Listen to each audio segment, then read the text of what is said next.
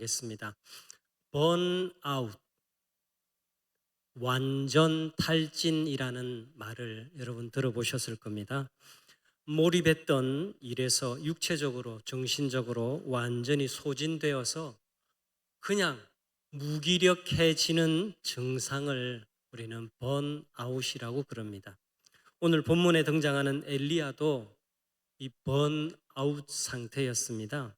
그는 갈멜산에서 바알과 아세라 선지자 850명과 영적인 대결을 누구보다도 치열하게, 누구보다도 열정적으로, 누구보다도 강렬하게 펼쳤고, 또 하늘에서 불이 떨어지고 메말랐던 땅에 비가 내리는 기적을 불러오는 주역이 되었습니다. 18장에서의 마지막 장면, 아합 왕의 마차를 비가 오는데 앞질러서 달려가는 모습은 마치 요즘 우리 영화에서나 봄직한 그런 슈퍼 히어로 같은 그런 장면입니다. 하지만 얼마 지나지 않아서 19장에 우리가 오늘 읽은 대로 엘리야는 완전히 번아웃, 완전 탈진해서 광야로 도망하고 맙니다. 그리고 광야의 작은 나무, 로뎀 나무는 우리 교회 앞에 있는 저 큰 우리 키 몇 배나 되는 은행나무 같은 큰 나무가 아니에요. 우리 허리춤 정도나 되는, 우리 가슴 정도나 되는 이런 자그마한 나무가 로뎀 나무입니다. 이 로뎀 나무 아래에서 죽기를 구했습니다.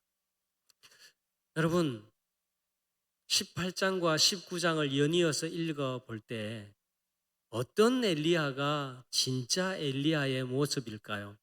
갈멜산의 영웅 엘리야가 진짜일까요? 아니면 로뎀 나무 아래에서 무너진 엘리야가 진짜일까요? 둘 다 진짜 엘리야의 모습입니다. 야고보서 5장 17절 말씀은 이렇게 증가합니다. 엘리야는 우리와 성정이 같은 사람이라.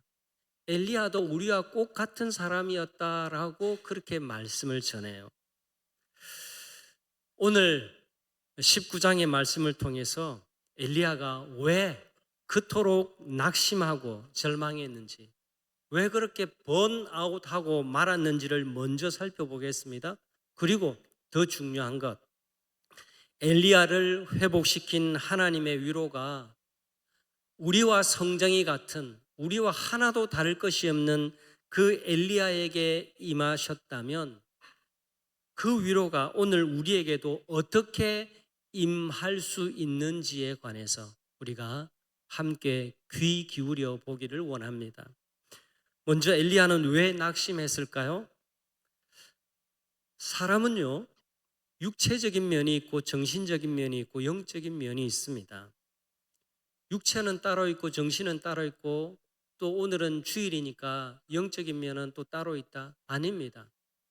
인간은 존재 자체가 육체적인 것, 정신적인 것, 영적인 것이 긴밀하게 연결되어 있는 존재라는 점을 우리가 잊어서는 안 됩니다.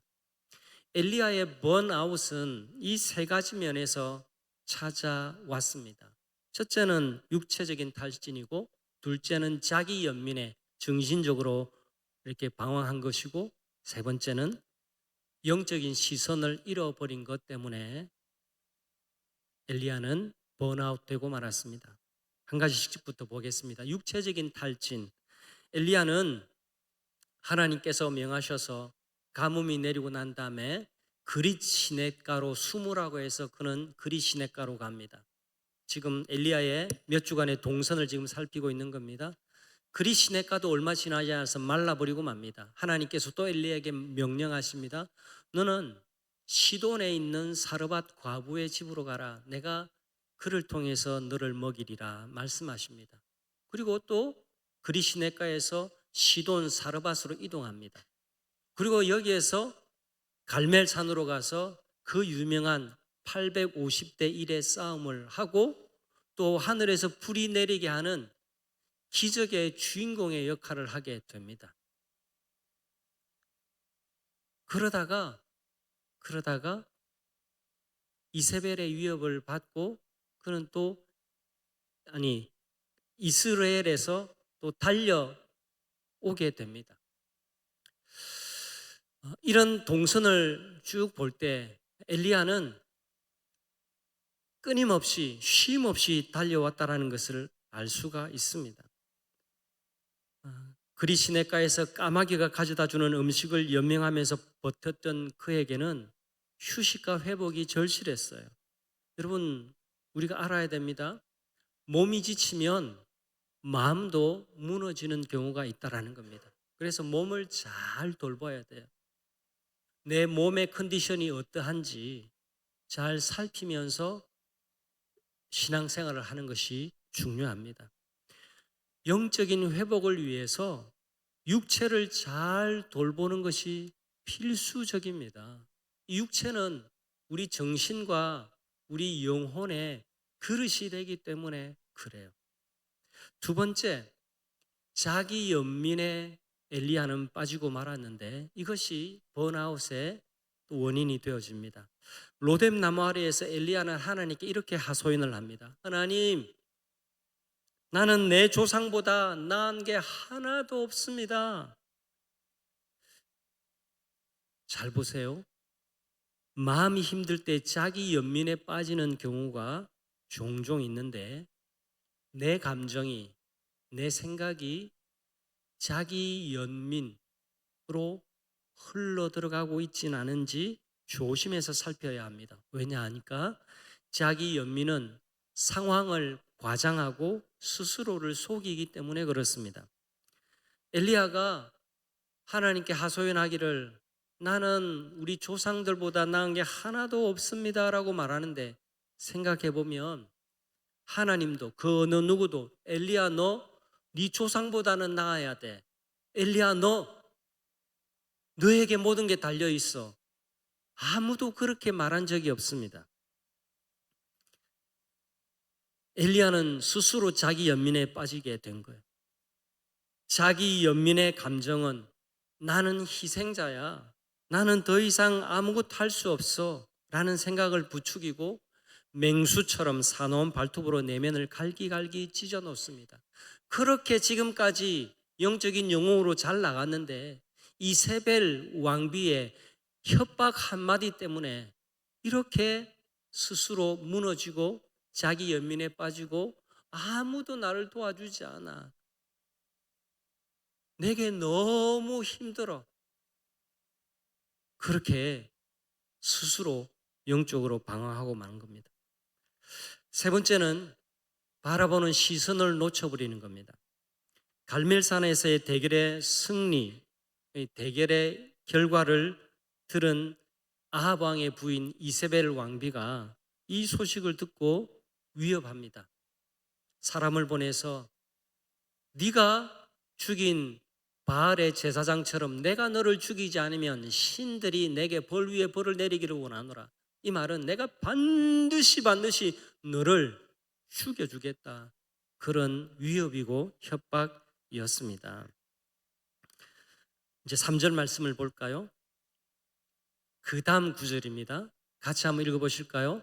그가 이 형편을 보고 일어나 자기의 생명을 위하여 도망하여. 자, 이 형편이라는 것은 방금 이세벨이 자기를 협박하고 죽이겠다고 하는 그 위협을 말하는 겁니다. 여기 이 형편을 보고라는 말하는데 보고라는 말은 히브리어로 와야르라는 말입니다. 와야르는 바라보다라는 뜻이에요. 엘리야는 이세벨을 너무너무 크게 바라본 나머지 하나님을 바라보는 그 시선을 놓쳐버립니다. 여러분, 제가 자주 드는 예지만 한 번 더 들겠습니다. 여러분이 아무리 작은 것이라도 내가 이걸 너무 크게 바라보면 이것 외에는 아무것도 볼 수가 없어요. 저는 지금 이 작은 컵 뚜껑 하나 때문에 여러분을 한 명도 바라보지 못하고 있습니다. 여러분이 컵 뚜껑보다 적어서가 아닙니다. 작아서도 아닙니다. 이렇게 하찮은 거지만 이걸 너무 크게 보면 다른 것을 아무것도 바라볼 수 없는 법입니다. 이세벨이 실제로 엘리야를 죽일 수 있는 상황이 아니었어요. 생각해 보세요. 온 백성들이 그것도 대낮에 하나님이 불을 내리셔서 고랑에 있던 모든 불을 다 핥아버리고 재물에 불을 내리시고 그 다음에 즉각적으로 큰 비를 내리시는 것을 보았는데 어떻게 당장 이 놀라운 선지자를 죽일 수 있다는 말입니까? 백성들이 동의하지 않을 겁니다. 그런데 아합의 바알 우상 숭배에 앞장서는 이 이세벨의 위협 한마디에 간이 졸아 들어가지고 하나님 바라보는 시선을 놓쳐버리고 정상적이고 합리적인 판단을 하지 못하게 되는 겁니다. 여러분, 이런 엘리야의 이야기를 통해서 우리가 깨달을 수 있는 것은요, 하나님이 아니라 지금 내게 주어진 상황과 환경을 더 크게 바라보다가는, 그것을 더 크게 와야르 하다가는 낙심하고 절망할 수밖에 없다라는 사실을 우리가 알아야 합니다. 우리가 하나님보다 내게 지금 나를 괴롭히는 그 문제를 더 크게 바라볼 때 영혼은 침체되고 절망은 가속화될 수밖에 없음을 기억하시기를 바랍니다. 이제부터가 더 중요한 메시지입니다. 누구나 다 낙심하고 번아웃 될 수가 있습니다. 그런데 그 다음이 중요해요. 하나님은 어떻게 낙심한 자를 위로하시고 회복하시는지 우리가 그걸 확인해야 돼요. 낙심한 자에게 들려오는 하나님의 위로가 있습니다. 먼저 하나님은 낙심한 엘리야를 외면하지 않으셨어요. 하나님은 우리를 도구나 수단으로 사용하시지 않습니다. 잘 쓰다가 마음에 안 들면 냅다 갖다 버리시는 분이 아니세요. 하나님은 완전 탈진한 이 엘리야를 외면하지 않으시고 오히려 그를 찾아가셔서 회복시켜 주십니다. 첫 번째, 하나님 어떤 모습으로 회복시켜 주시냐?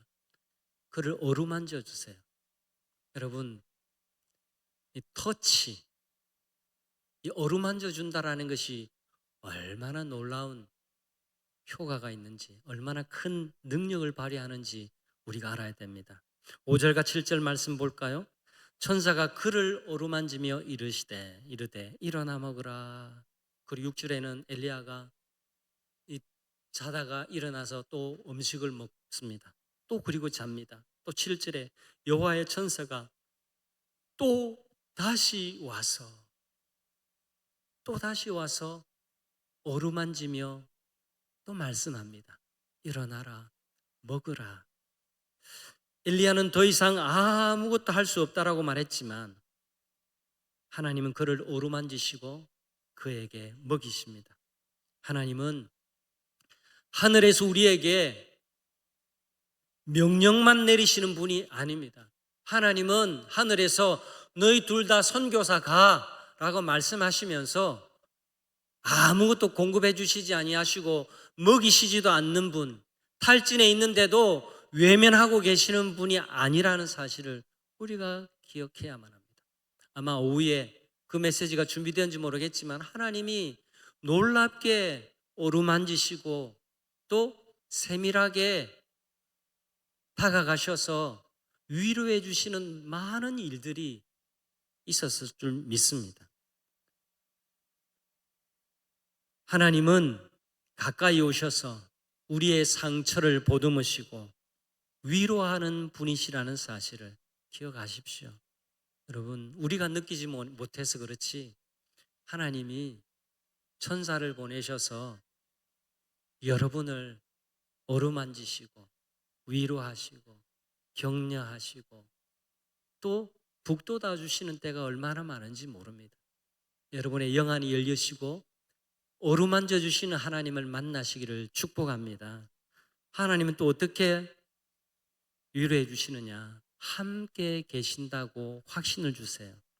엘리야가 마치 상처 입은 짐승처럼 웅크리고 호렙산 동굴에 들어가 있습니다.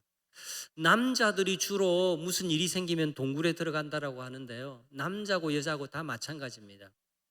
여러분, 내 마음에 상처 입었을 때 어떻게 합니까? 막 활보하고 다니고 싶어지나요?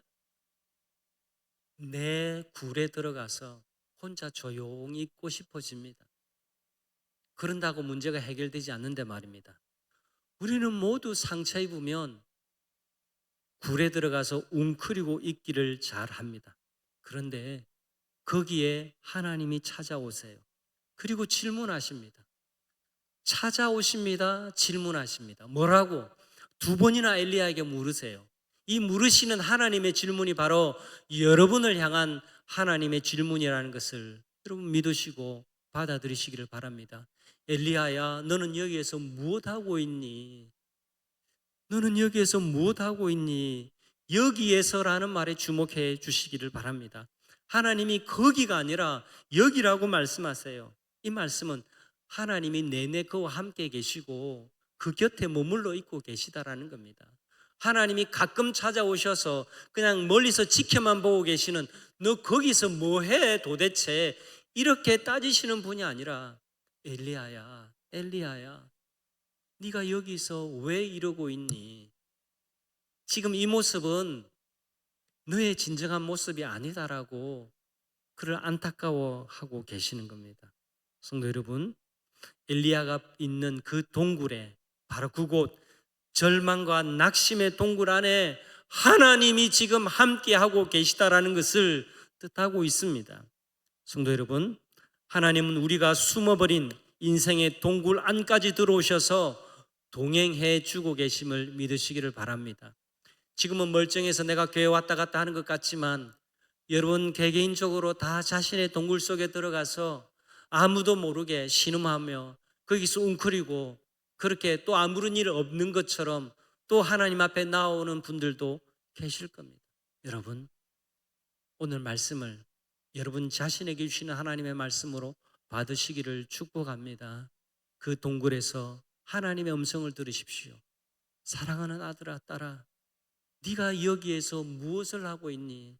네가 여기에서 이렇게 웅크리고 여기에서 낙심하고 여기 쓰러져 있는 것은 내가 원하는 모습이 아니야. 내가 너와 함께하고 있다는 것을 네가 좀 알아주면 좋겠다.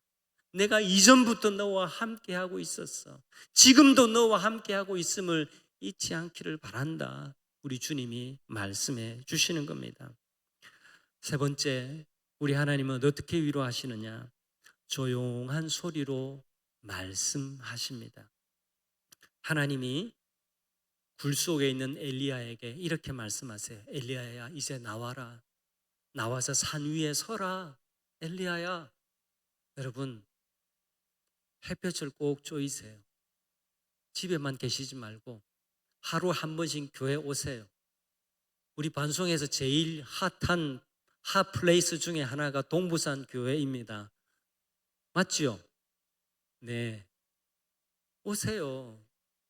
에어컨 좀 트시고 시원하게 있다가 가세요. 차도 마시고 가세요. 여러분 매일 오시면 본당에 음악이 나오고 있습니다. 기도하고 가세요.